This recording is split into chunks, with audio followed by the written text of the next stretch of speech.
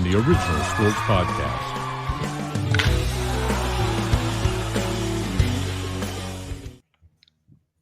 Gentlemen, what's happening with you? It is sizzling, and I don't mean tea sizzling. I mean it is sizzling freaking hot out. Yes. I mean it's incredible to me. Unbearable. What's going on with the weather? I mean, I don't care. I like the heat. I like the heat a hell of a lot better than I like the cold. But you know, everybody's a little different, right? Everybody's a little different. I'm a fall baby. Okay. Fall baby. You're a fall guy. I like fall. Fall guy. There you go. Fall guy? You're the fall guy. Hey, fellas, who likes to hit the links out there? Anybody here? I know T Sizzle does. I like not to those golf. links, but Like I am just god awful. When I hit a great shot, I say, you know, it's me. When I hit a bad one, it's the course or my club, like everybody else. When I blow a shot, which are a lot of them, I just put my fingers in the air and do this. Okay, whatever. So, hey, today we're talking to Callaway Club's Director of Custom Fitting and Player Performance, Michael Vrska. I'm really pumped up to talk to Mike. We've been playing hit and miss for a while with poor Mike. He's on the Pacific Coast time out there, and we're on the East Coast. And, yeah, it's just been crazy. So let's get after it. Mike's already here. Let's let him in. all right. Oh, man. I love this guy. On How you time. doing, Michael? Hey guys, good that we could finally have it. We have been playing a little online email tag. I'm glad we're actually getting to make this happen. Always willing to talk golf and love talking sports as well. So yeah, looking forward to this. Oh, okay. How's the weather where you are, my friend? I live in Carlsbad, so it's somewhere between 68 and 71 only every day of the year. So that's pretty much how it is all the time. Occasionally it gets really hot and it'll get to be 78, or in the winter it'll get really cold and get down to 65. But, you know, we struggle through the pain. Wow. That's amazing. I got my car today. It's 102 or something crazy like that. Yeah, I lived in Texas for 10 years. I've spent in the Dallas area. I spent most of my life around Chicago, but the last 5 have been in weather paradise here in Southern California. So you go out and play golf every morning before it gets too hot for you, like 74, 75?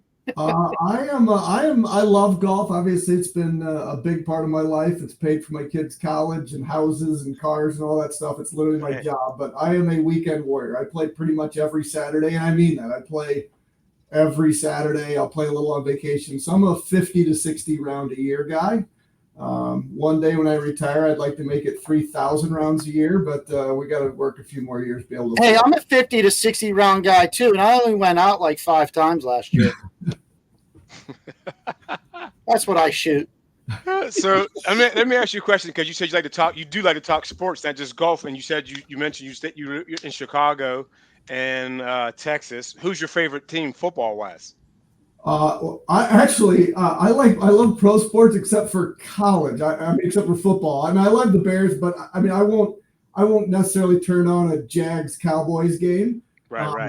I do watch the Bears pretty much every Sunday when I can, but from a football perspective, college football is my passion. I love the pageantry. I love all of that. Right. And everything else is pretty much pro sports, except for Purdue hoops. I'm a Purdue grad, so obviously cheer on the Boilermakers and everything. Yeah. Okay. Well, Mike, piece this together for me then. You went from mechanical engineer to a career in golfing and performance director. How'd that happen? Yeah, I'll give you the really short version of it. So, as you mentioned, I'm a Purdue mechanical engineer, graduated that. I was actually working in the steel mill in Gary, Indiana. Grew up around Northwest Indiana. I was working there, and thankfully for me, I got promoted into a job that just wasn't a good fit. And back then, and it may still be true, you know, steel industry it was tough to recruit young people. And people with, you know, and that's probably my only skill at that point is I was young and I had a degree. So I got promoted several times, and I got promoted into a job that just wasn't the right fit. And, came home, talked to my wife and said, hey, we got to figure something out. And I literally made a list of things that I was good at. And the list was engineering. I played some college baseball and coached a little. So baseball, and I was passionate about golf. And so this list was pretty short. I was like, well, either I keep doing this or I got to find something I'm more passionate about. And very gratefully, actually just over 25 years ago, I just passed my 25th anniversary in the golf industry. I got my first job there. And then spent 25 years and then the last 5 here at Callaway. So it was really a promotion. It was good money and better benefits and all that stuff. But if you're not excited to go to work, in fact, I was the opposite of excited to go to work for a little while. It led to a great change in my life. I'm very grateful for that weird happening turning out that way. So you work with the development and advancement of clubs, custom fitting, player performance. I haven't updated my clubs since I graduated high school, coming up on 30 years ago. 30 years ago, okay. My father-in-law was an avid golfer. So I go to his place in Florida, and he has, no joke, probably like 200 clubs down there. So I just use whatever he has. And I love it because I just pick and select a la carte.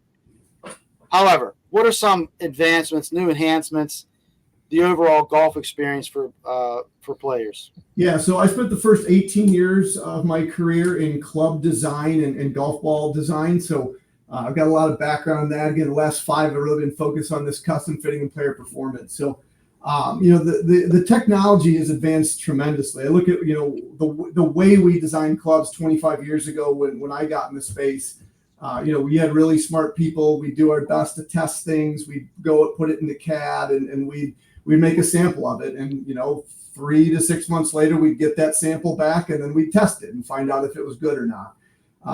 Fast forward to today, and we are using really advanced analytics tools, much more data driven. You'll hear, not that we need to get into product specifics, but you'll hear AI, artificial intelligence, machine learning through every aspect of what we do now. Our ability to test things digitally, meaning, we've tested enough physical products to understand their properties, their mass properties, the durability, sound, that we can predict what those things are going to be like. And we can run through literally tens of thousands of iterations in a matter of a week.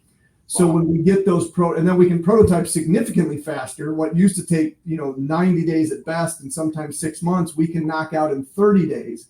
Wow. So our cycle time is just so much faster, and we're not guessing anymore, right?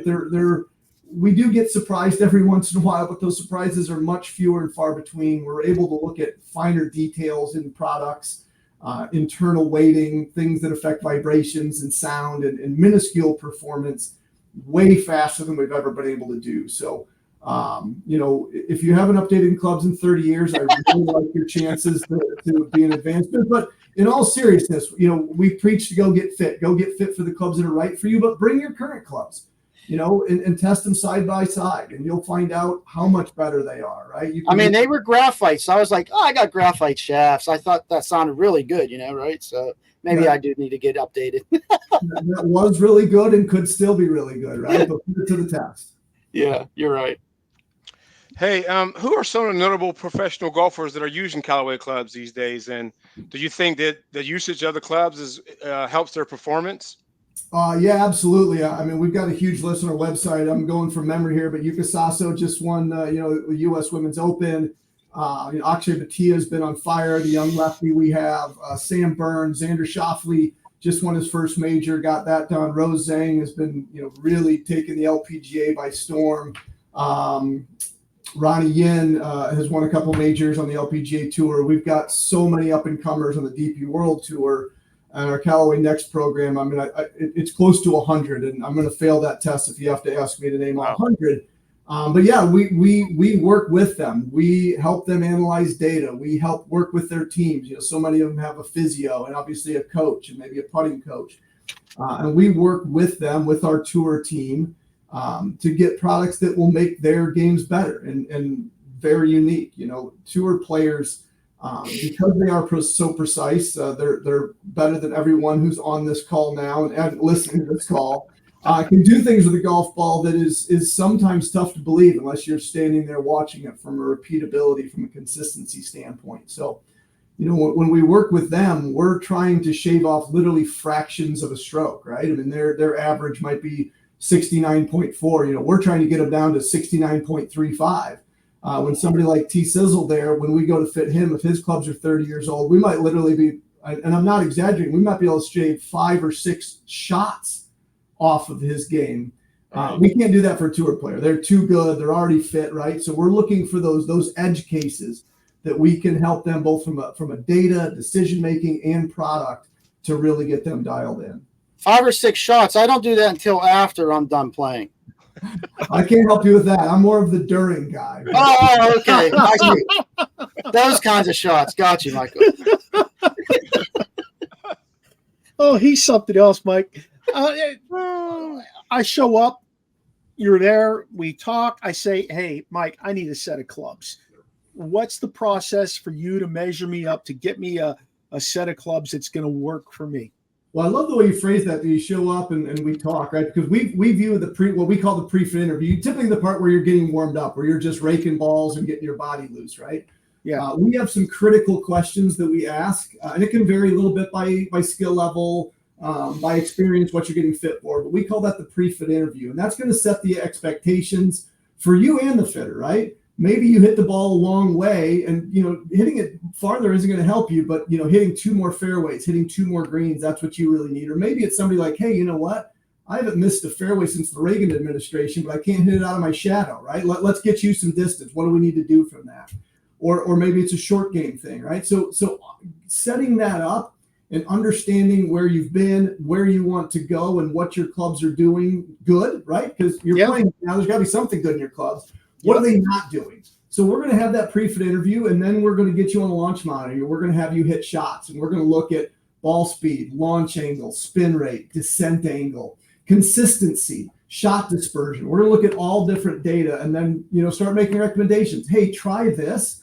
Maybe you've got a right miss. We've got some things to help you go back to the left. Now, a good club fitting is not going to replace, and it is not a lesson, right? So, if you still need to get better, that's on you. But when you come to a fitting, we're going to take all the tools that you bring, all your physical abilities. Mm-hmm. We're going to maximize those. And the parts that you struggle with, we're going to do our best to minimize those. So that's really what, from a fitting perspective, we're trying to do. We're trying to make you the best golfer you are right now. Now, you might say, Mark, if you're being fit, like, hey, I'm taking lessons, I'm going to the gym for the first time in a couple of years. We can factor that in as well, right? We can look, a couple months, a year ahead even, and make sure that what you're getting fit in today is still going to be good for the near future as well. So, Mike, how often should I say update my clubs then? That's a question we get all the time, and I'm going to answer this. There's no right answer. But it's kind of what I talked to T Sizzle about. If you see something, a new driver came out, that looks really interesting to me. It sounds like it's something that may work for me. Take your current driver, go get fit, and in that pre-fit interview, tell the fitter, hey, I've got this driver now. I'm really interested in this new one. Show me, don't just tell me, but show me, is this one better for me, right? And if the answer is yes, then you have to make a decision, is that game, is that yardage game, is that consistency game?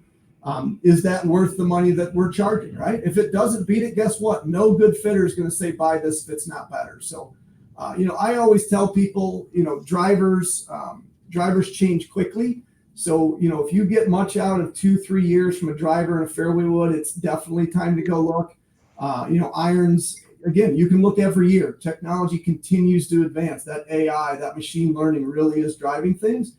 And you certainly want to go to, again, every 2, 3, 4 years at most, or you are losing out on technology. That's interesting because it's amazing to me how much AI is driving so much of our society today already. Terry and I are both teachers, and one of the things we have to monitor closely is the kids using AI to do all their assignments. Right. Anymore. But that's a great thing that you're using it for in the golf industry. Exactly. That's what it should have been created for. How to use it. That's what we got to equip our students with. But how you just went from 90 days to 30 days and being able to make those recommendations is incredible. Yeah, one key difference with our AI, right, is we have to develop it all.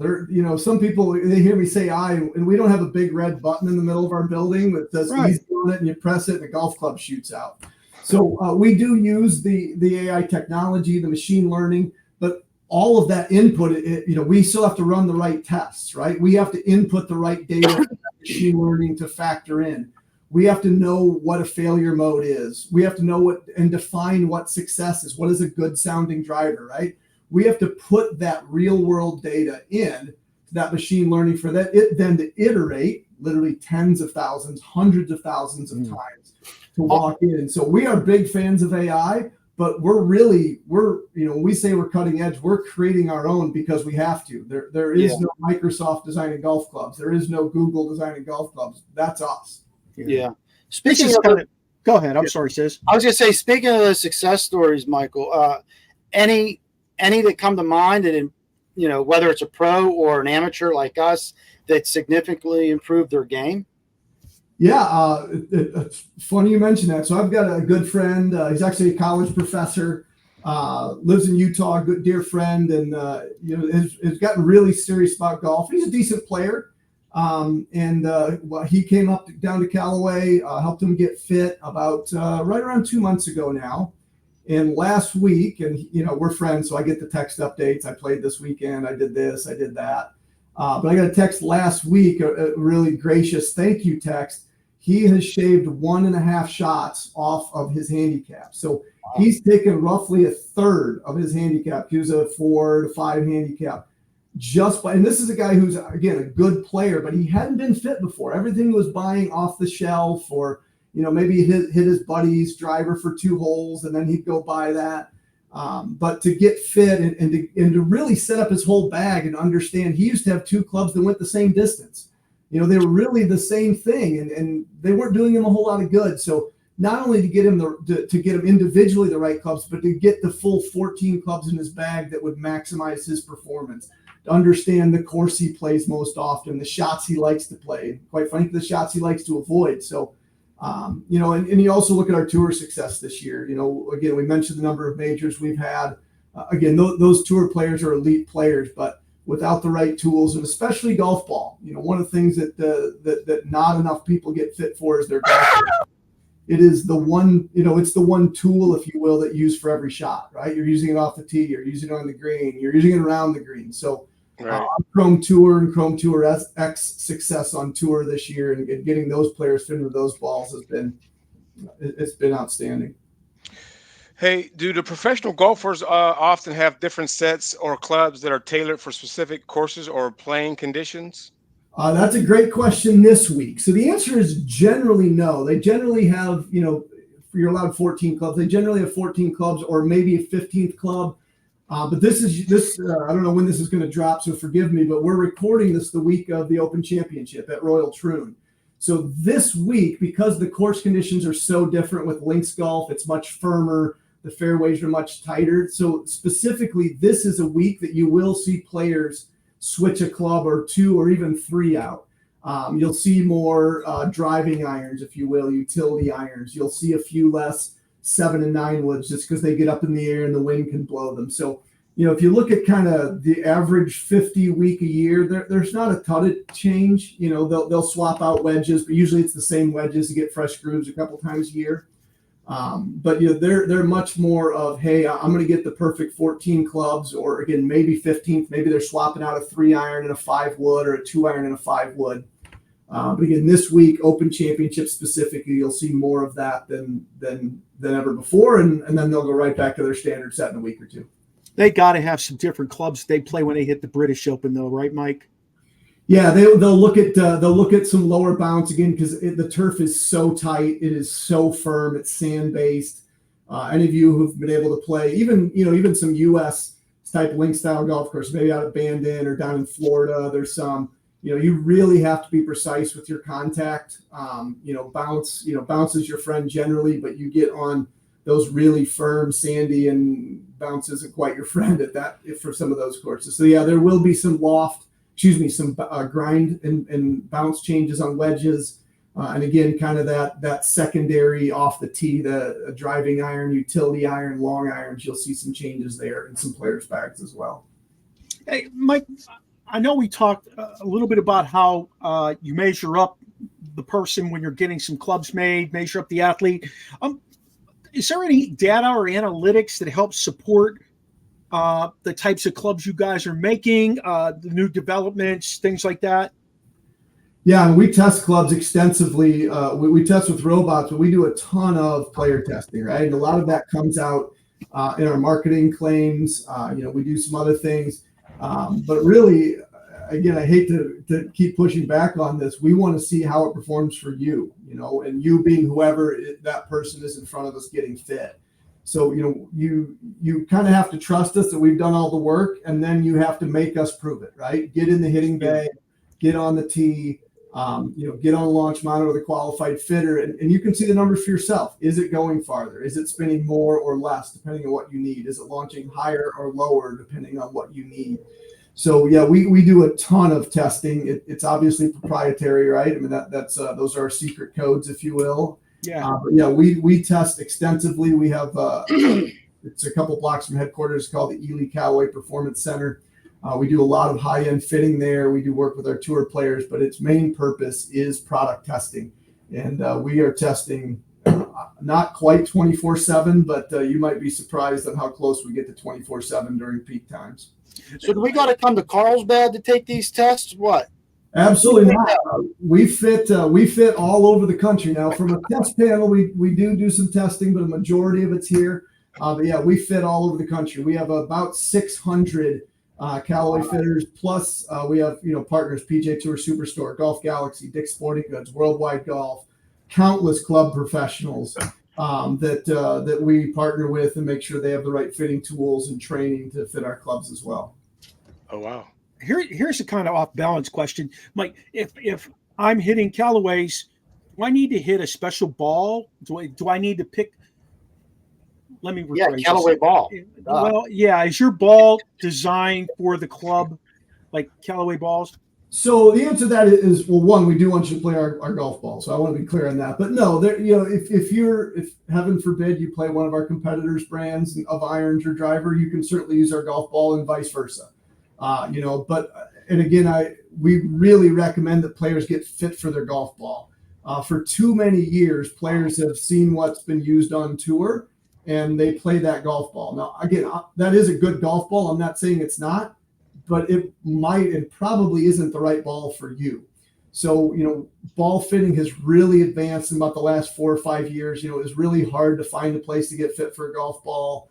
Technology wasn't quite where we all wanted to be, but there are some really great opportunities to get fit for a golf ball. And you're going to see big changes there, especially around the greens, especially on iron performance.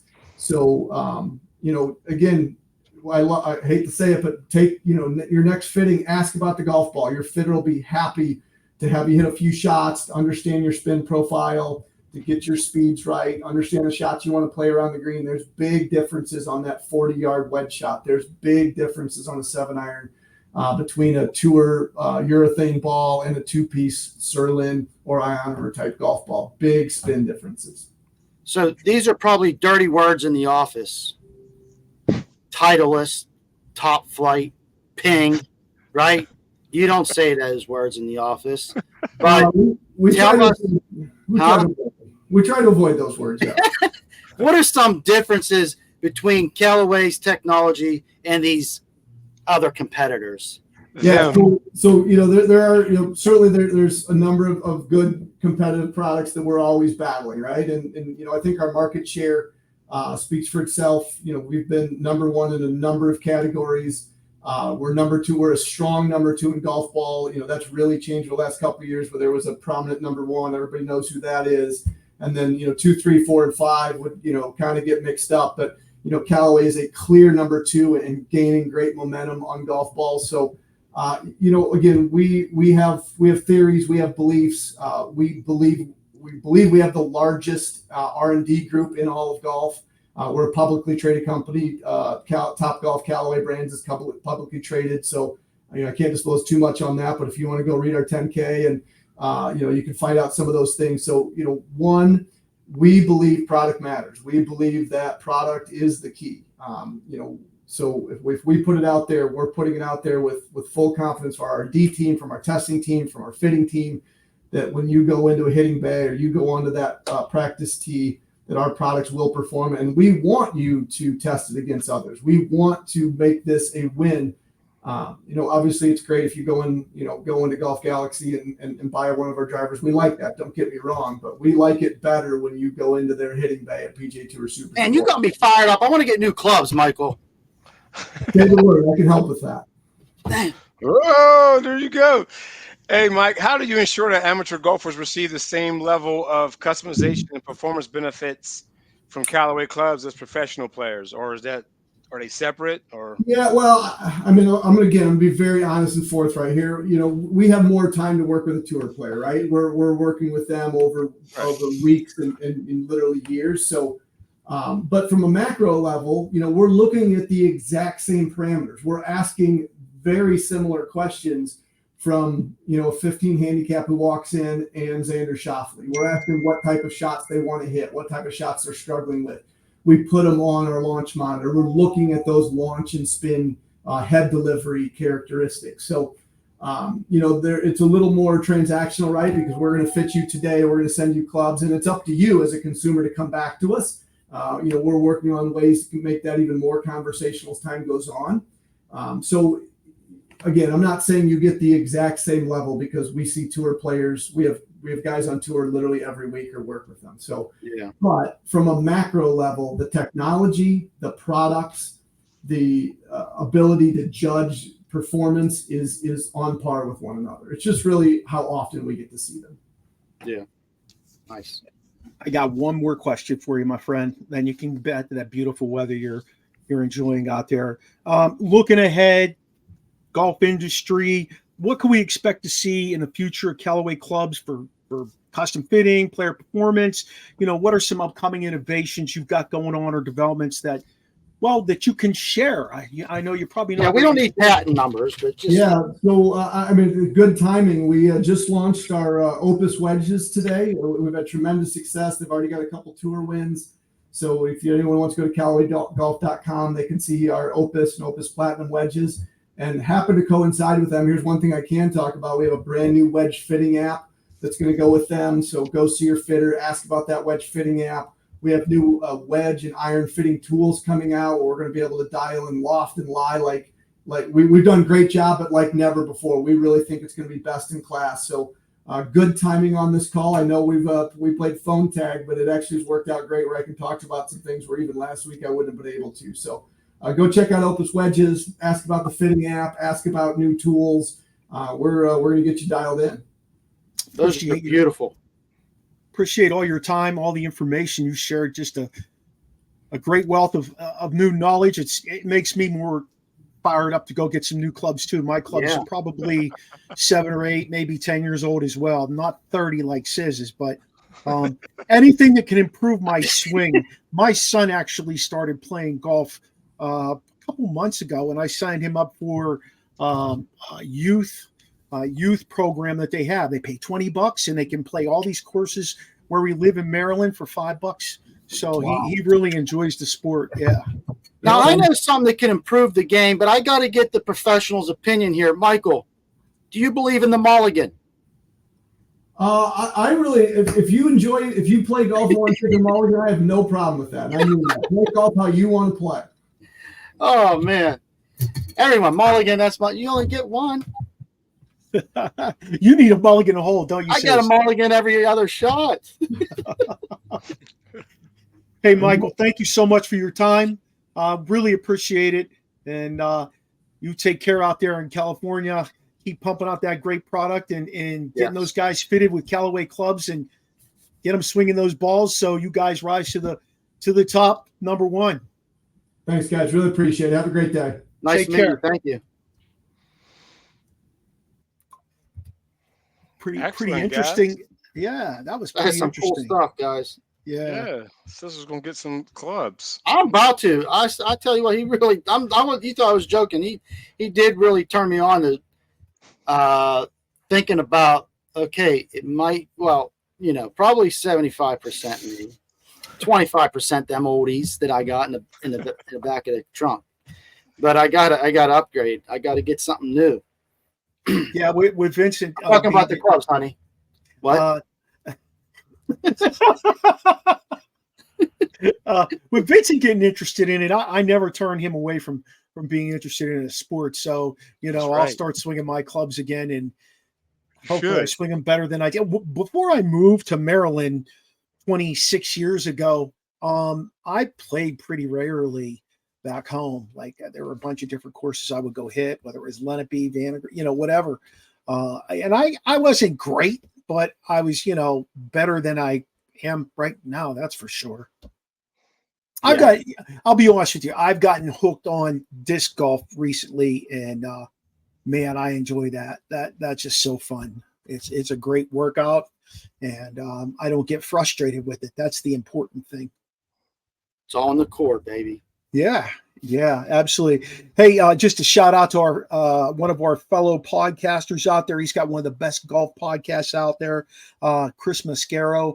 Off the Tee, I believe, is the name of his podcast.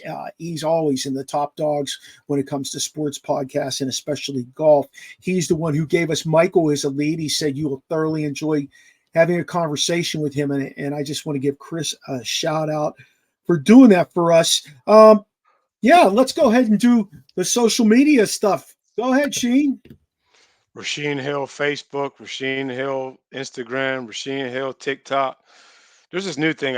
We talked about this last year. Threads. Somehow I'm hooked on that. I don't know how I got in there. I think you automatically go there from Instagram? Twitter X. Yeah. Okay. All right. Well, a lot of stuff's clickbait on that, though. Yeah. I was starting reading about Travis Kelce. I was like, and then the next thing you know, that's a lot of clickbait on Threads.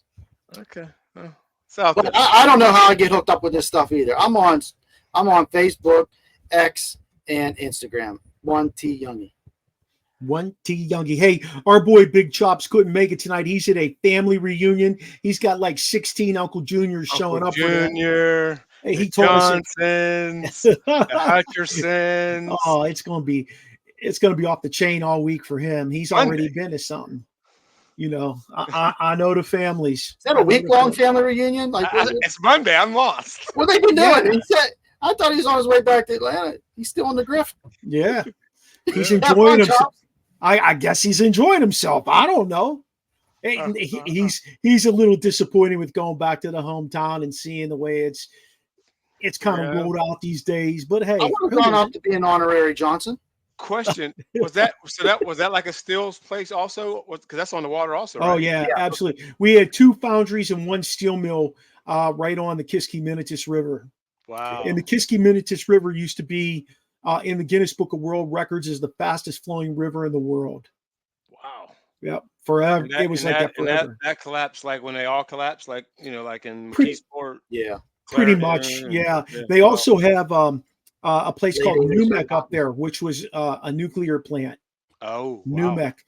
It's in Apollo, Pennsylvania. And one of the things about Numec is a lot of the people that worked there ended up coming up with cancer. Yeah. A lot of the people who lived in the local area there, like near that river in Apollo, had cancer. So, they never had to answer the bell for it because they went out of business. But, right. There was a lot of speculation. Now that river is fished and kayaked, and an alligator was released in it, and it was swimming around there for a while till they caught it.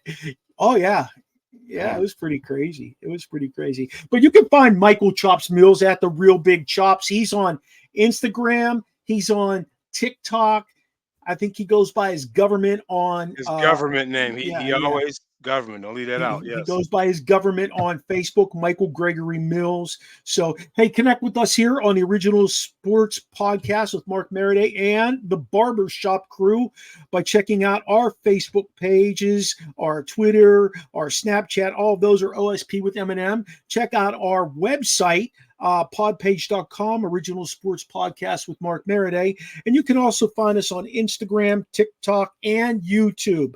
And those are all Original Sports Podcast. A shout out to our networks, Let's Talk Sports Network, Sideline Sports Net, Elite Sports and Entertainment Network, as well as Manning Media and Peak One Sports. We've stretched this out, fellas. We're reaching across getting across big. the country now. It's stretching out faster than my waistline. If you missed any parts of this show and you don't want to watch it on YouTube, you can check us out on Roku every Tuesday night from 9 to 10. Feel free to let us know if you have any comments, questions. If you have somebody you think will be a great guest for the OSP, hit us up. Please email us at originalsportspodcast@gmail.com. Shout out to Steve Medley for the voice intro. Shout out to Charlie Hodgson for all the music he's done. Join us next week to experience the O on the original. What you got? Before we go, today is my youngest daughter's 16th birthday. Happy birthday, Mariah. Love you. Happy birthday. And we're going to go hit that road tomorrow to Savannah, baby. Oh, sweet. Yeah, happy birthday. 16. Holy cow. Is she a sophomore this year? She'll be a junior. Junior. Not legal for Max. Ooh, I'll tell you what. Yeah. What's her Instagram? I gotta tell Matt. Oh shoot! Yosemite Sam, baby, Yosemite. Safe travels to Savannah. We'll see I'm your Huckleberry. We'll see everybody next week on the OC with the BSC.